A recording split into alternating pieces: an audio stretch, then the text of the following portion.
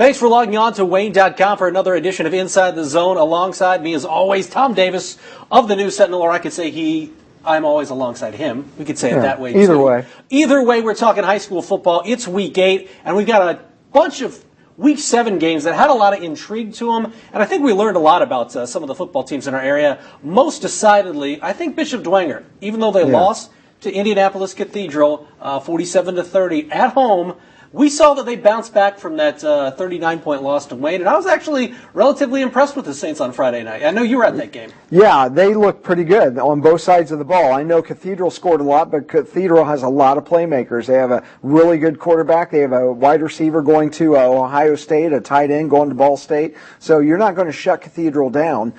So don't pay attention to Cathedral's record, because come Thanksgiving weekend, they're probably going to be at Lucas Oil Stadium. But no, I was impressed with Bishop Dwenger's mentally being able to put Wayne behind them and get back to business and playing Dwenger football, because they've been on such a high after beating Cincinnati, LaSalle on the road. Then they come crashing down to Wayne, and so now they had to get back up for Cathedral, and they did a nice job of doing that, and I think it'll carry over into this week's game with Snyder, another really emotionally packed game. And I know that coaches aren't big on moral victories, but could this help spur Bishop Dwenger on to an SAC title? You mentioned they've got Snyder and they've got Lewis still left on the schedule, but they have to feel pretty good, because you mentioned the wide receiver, McLaurin, he's going to Ohio State, a tight end going to Ball State. Barthel's 6'7" at quarterback, completed 80% of his passes for almost 400 yards. I mean, they played against a Cathedral team that you mentioned. They're third in the 5A poll.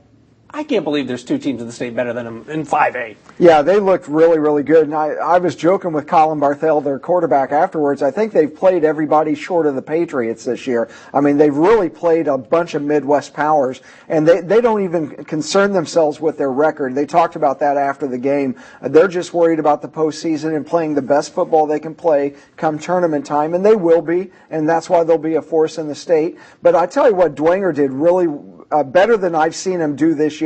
Is Mike Fiacable threw the ball better than he has. And he's coming off that year of layoff last year with the injury, and I think it's taken him a while to really get his game going. He ran the ball well the other night. He's done that a bunch this year, but he really threw the ball well, and I think that's just an added dimension that's going to be really, really difficult for Snyder to defend this coming week.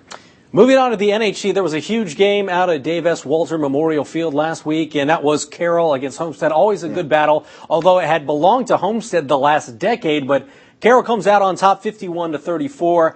What does that do for both of those teams? Because for Homestead, they can, I know it's mathematically possible, but they can kiss that run of 6 straight NHC championships goodbye, I believe, with New Haven playing as well as they are. Yeah, New Haven's 2 games up on East Noble, Homestead, and Carroll, all 3 of them. So, yeah, it would be an absolute stunning development, although we have seen a bunch of stunning developments this year. You never know in some of these games, but I feel comfortable in saying that New Haven's going to win this NHC race going away. But, yeah, it has been a decade since Carroll beat Homestead, but, you know, Drew and Justin Tranquil were in preschool at that point in time. Now they're seniors and juniors, and that's why they ran for 367 yards and scored 7 touchdowns between the 2 of them. So, you know, if Homestead could have just slowed the Tranquil family down, maybe like had their car run out of gas or something like that, that would have helped their cause. But that was the problem. The Tranquils just went ballistic on them. You've got to tranquilize the Tranquils. There you do. Pre-game, yes. right there.